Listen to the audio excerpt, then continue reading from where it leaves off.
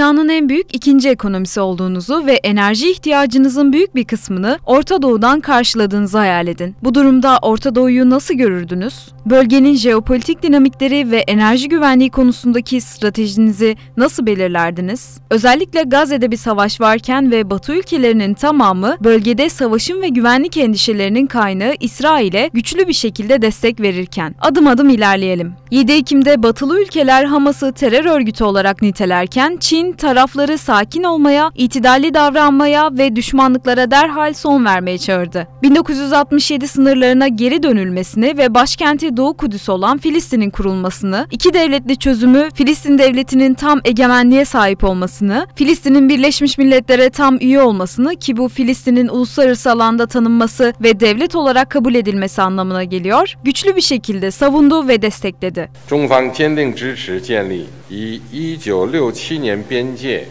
为基础，以东耶路撒冷为首都，享有完全主权的独立的巴勒斯坦国，支持巴勒斯坦成为联合国正式会员国。 Peki Asya'da Çin'in İsrail-Filistin çatışmasındaki rolü tam olarak ne? Orta Doğu'daki denklemde kendini nerede konumlandırıyor? Beklentilerin neler? Bu soruları ve çok daha fazlasını konuşacağız. Ben Hamide Coşkun, GZT Dış Haberler Editörü. Hazırsanız başlıyoruz. Ancak öncesinde sizden küçük bir ricam olacak. GZT ekibi olarak çok yoğun bir şekilde özgün içerikler çıkarmak için çalışıyoruz. Kanala abone olup katılarak bize destek olabilirsiniz. Şimdiden çok teşekkür ediyorum.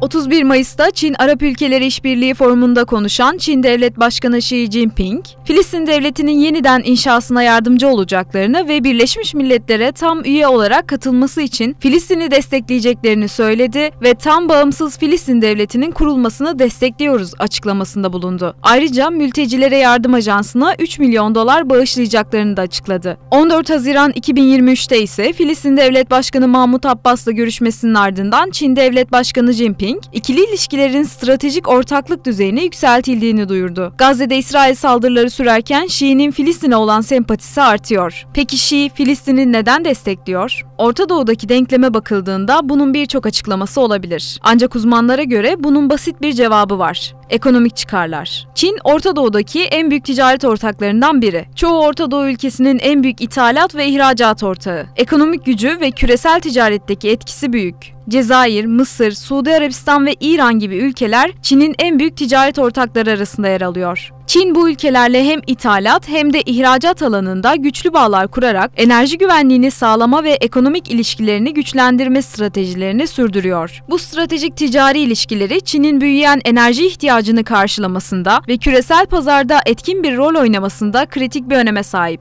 O zaman detaylarıyla ele alalım. Çin, Orta Doğu'da büyük ekonomik çıkarları olan bir ülke. Bölge, Çin'in enerji ihtiyacını karşılayan önemli bir petrol ve doğalgaz tedarikçisi. 2022 yılında Çin'in toplam petrol ithalatının yaklaşık %47'si bu bölgeden geldi. Özellikle Suudi Arabistan, Çin'in en büyük petrol tedarikçisi konumunda. 2022 yılında Çin'in Orta Doğu'dan yaptığı petrol ithalatı 176 milyar dolar değerindeydi. Diğer yandan Çin'in küresel ticaret ve altyapı projelerini içeren Kuşak ve Yol girişimi, Orta Doğu'dan geçen önemli ticaret yollarını kapsıyor. Pekin, Orta Doğu ülkeleriyle olan ticaretini sürekli artırıyor. 2021 yılında Çin ve Körfez İşbirliği Konseyi ülkeleri arasındaki ticaret hacmi 330 milyar dolara ulaştı. Bu ticaret hacmi Çin'in enerji güvenliği ve ekonomik büyümesini desteklemek için kritik öneme sahip. Bunun için de Çin, bölgedeki ülkelerle güçlü diplomatik ilişkiler kurarak küresel bir güç olma hedefine ulaşmak istiyor. Orta Doğu'daki istikrarsızlıksa Çin'in bölgedeki diplomatik ve siyasi etkisini zayıflatabilir. Çin, Orta Doğu'da önemli petrol sahaları ve enerji altyapı projelerine büyük yatırımlar yapıyor. Özellikle Irak ve İran'da büyük petrol sahaları geliştiriyor. Örneğin Çin Ulusal Petrol Şirketi, Irak'taki Rumaila petrol sahasında önemli bir üretim gerçekleştiriyor ve bu saha Çin Ulusal Petrol Şirketi'nin deniz aşırı en büyük üretim alanlarından biri. Tüm bunları düşündüğümüzde Orta Doğu'da oluşacak istikrarsızlık enerji arzını kesintiye uğratabilir ve Çin'in enerji güvenliğini tehdit edebilir. Dolayısıyla Çin'in istikrarlı bir Orta Doğu'yu küresel ticaret ve ekonomik işbirliği için önemli bir öncül olarak kabul ettiğini ifade etmek etmek gerek. İsrail'in saldırgan tutumu ve savaşın uzaması sözünü ettiğimiz ticaret yollarını tehlikeye atabilir ve Çin'in yatırım yaptığı projeleri riske atabilir. Çin'in Filistin desteği yeni değil, ancak zaman zaman İsrail ile yakınlaştığına şahit oluyoruz. Peki bunu nasıl açıklayabiliriz? Bu sorunun cevabı için ilişkilerin tarihi bağlamını okumak gerek. İsrail, Mao Zedong liderliğindeki Çin Komünist Partisi'nin zaferiyle sonuçlanan Çin İç Savaşı'nın bitiminden bir yıl önce kuruldu. Ancak Mao Zedong, İsrail'i Batı destekli bir siyasi varlık olarak Tayvan'a benzetti ve tanımama kararı aldı. Pekin'in Filistin çatışmasına yönelik mevcut yaklaşımı, 1949'da komünistlerin iktidarı ele geçirmesinden bu yana geçen 10 yıllar boyunca birçok aşamadan geçti. 1940'lar ve 1970'ler arasındaki dönemde Mao Zedong liderliğindeki Çin, Filistin direniş gruplarına güçlü destek verdi. 1965'te Filistin Kurtuluş Örgütü Pekin'de diplomatik bir ofis açtı ve bu ofis 1974'te büyükelçilik seviyesine yükseltildi. 1965'te Fethi'nin liderliğindeki Filistin Kurtuluş Örgütü'nün Pekin'de bir diplomatik ofis açmasının ardından Yaser Arafat başta olmak üzere Fetih liderleri Çin Komünist Partisi'nin üst düzey yetkilileriyle görüşmek üzere Pekin'i ziyaret etti. Bu dönemde Çin, Filistinli direnişçilere yaklaşık 5 milyon dolar, bugünün parasıyla yaklaşık 33 milyon dolar tutarında yardım sağladı. 1975'te ise Siyonizmi ırkçılık ve ayrımcılıkla eşitleyen Birleşmiş Milletler Genel Kurulu'nun 3379 sayılı kararını destekledi. 1980'lere kadar Çin, başka bir pasaportu yoksa İsraillilere vize vermeyi dahi reddetti. Peki ne oldu da Çin, İsrail-Filistin çatışmasındaki önceliklerini değiştirdi? 1970'lerin başına gidelim. Amerika'da dönemin ulusal güvenlik danışmanı Henry Kissinger'ı tanımayanınız çok azdır. Amerika ve Çin arasındaki diplomatik normalleşme sürecini yürüten Kissinger, Çin'le Filistin ilişkilerini derinden sarstı diyebiliriz. 1971'e gelindiğinde Çin Halk Cumhuriyeti, Birleşmiş Milletler'deki üyeliğini alarak Çin'in tek yasal temsilcisi oldu ve Birleşmiş Milletler Güvenlik Konseyi'nde daimi üyelik kazandı. Dolayısıyla Pekin, İsrail ile olan ilişkilerini yeniden değerlendirip ekonomik büyüme ve uluslararası diplomasiye dayalı bir yaklaşımı benimsemeye karar verdi. Çin Halk Cumhuriyeti ve Amerika Birleşik Devletleri'nin 1979'da tam diplomatik ilişkileri yeniden kurmasıyla Pekin ve Tel Aviv'de siyasi ve askeri konularda gizli ilişkiler geliştirmeye başladı. Mao'nun ölümüyle Pekin'in yaklaşımı neredeyse tamamen siyasi pragmatizme yöneldi. 1991 İsrail ile ilişkilerinde bir dönüm noktası oldu. Çünkü Çin, Birleşmiş Milletler Genel Kurulu'nun 46'ya 86 sayılı kararına ilişkin kritik oylamada çekimser kaldı. Bu durum İsrail yanlısı Batı bloğu için bir zafer olarak görüldü. Bir yıl sonra ise İsrail ile tam diplomatik ilişkiler kuruldu. Artık Filistin-İsrail çatışmasında daha tarafsız bir pozisyona sahipti. İlişkilerdeki bu değişim rakamlara da yansıdı. Çin ile İsrail arasında 1992'de 50 milyon dolar olan ikili ticaret hacmi 2013'te 10 milyar doların üzerine çıktı. Hatta İsrail'in yüksek teknoloji firmalarıyla işbirliği açısından Çin, ABD'den sonra ikinci sırada yer aldı. Diğer yandan Çin'in tüm bu yaklaşımına rağmen 1988'de Filistin devletini tanıdığının da altını çizelim. Çin, Filistin Kurtuluş Örgütü ile İsrail arasındaki Oslo barış sürecinde de görüşmeleri destekledi ve uzun süredir devam eden çatışmayı çözmek için arabuluculuk teklif etti. 2006 yılında Çin, Filistin yönetiminin Hamas'ın üst düzey lideri Mahmud el-Zahar'ı ABD ve İsrail'in protestolarına rağmen Çin-Arap İşbirliği Forumu'na davet etti. 2010'da ise İsrail'e Gazze'ye uyguladığı hava, kara ve deniz ablukasını kaldırması çağrısında bulundu. Bu adımlar Çin'in Filistin'e yönelik desteğinin devam ettiğini ve Filistin halkının haklarını savunma konusundaki kararlılığını gösterdi. Xi Jinping'in iktidara geldiği 2013'ten bu yana da Çin, Mao'nun ideolojik duruşunu kısmen yeniden canlandırarak Filistin yanlısı tutumunu güçlendirdi. 2017'de Çin'in Birleşmiş Milletler Elçisi 4 maddelik bir barış planı açıkladı. Bu plan, iki devletli çözümü, yasa dışı İsrail yerleşim politikalarına son verilmesini, barışı teşvik edici önlemlerin koordine edilmesini ve Filistinlilerle İsrailler arasında ekonomik kalkınma ve işbirliğini teşvik etmeyi öngörüyordu. Xi'nin Filistin yaklaşımı BRICS tarafından da büyük ölçüde desteklendi. 7 Ekim'den sonra Çin'in İsrail'in savunma hakkını dile getirmemesinden dolayı İsrail büyük bir hayal kırıklığı duyduğunu da açıklamıştı. Ekim ayında Pekin'de büyük bir kuşak ve yol forumu vardı ve İsrail-Filistin çatışmasının başladığı 7 Ekim'den 10 gün sonrasına denk geldi. Çin Devlet Başkanı Jinping de bu durumla ilgili ilk açıklamasını çatışmanın başlamasından 10 gün sonra bu forumda yaptı. İki devletli çözümü vurgulayan Xi, adil ve kalıcı bir çözüm bulmak için Mısır ve diğer Arap ülkeleri ülkeleriyle koordinasyonu güçlendirmeye hazır olduklarını ifade etti. Çin Dışişleri Bakanı Avrupa Birliği Dışişleri Sorumlusu Borrell'le Pekin'de bir araya geldiğinde İsrail ulusu artık diasporada değil, ancak Filistin ulusu ne zaman vatanlarına dönebilecek diye sordu. Wang, İsrail'in kendini savunma hakkını kabul etmekle beraber uluslararası insancıl hukuka uyulması ve sivillerin korunması gerektiğini belirtti. Çin her ne kadar bölgedeki ekonomik varlığını artırmış olsa da güvenliği sağlamak adına gerekli araçlara sahip değil.